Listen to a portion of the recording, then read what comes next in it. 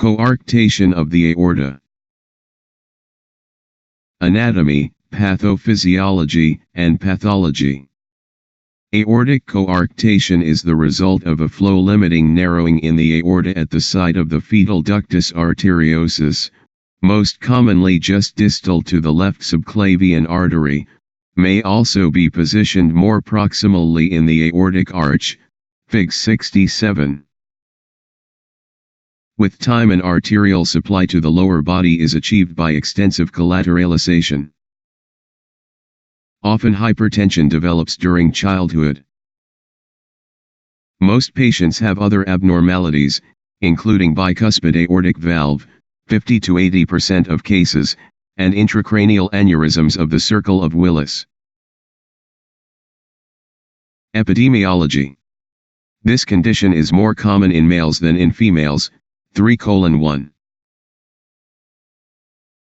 Clinical presentation. Common. Asymptomatic, incidental finding of murmur or systolic hypertension in the upper limbs.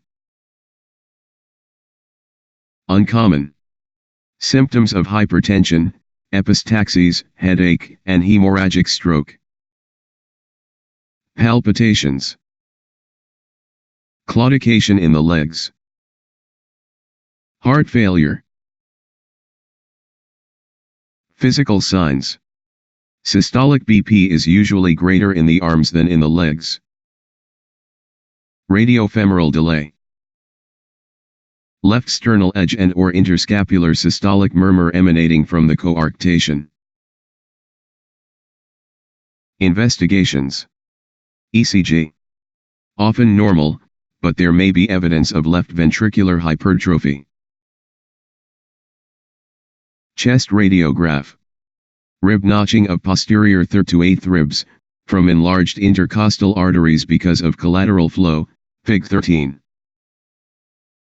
Pre-stenotic and post-stenotic dilatation of the aorta can give rise to a three-sign appearance. Echocardiography. Can be used for diagnosis of coarctation and calculation of gradient across stenosis. MRI and CT. Both can be used for accurate diagnosis. Angiography. May aid in diagnosis, although MRI and CT may preclude the need, Fig. 68. Treatment. Surgical repair is often the first-line treatment if gradient across the coarctation is greater than 30 mmHg. Percutaneous dilatation with or without stent deployment is also possible.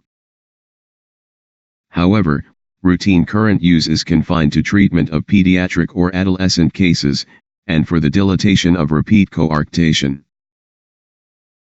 Percutaneous treatment in adults remains experimental. Complications.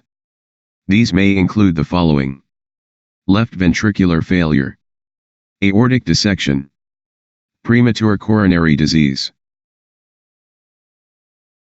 Prognosis. Uncorrected, mean survival is around 35 years and 75% will die by the age of 50 years. Corrected, survival depends on the age at surgery, the younger the better. Disease associations. Turner's syndrome. Bicuspid aortic valve. Circle of Willis aneurysms.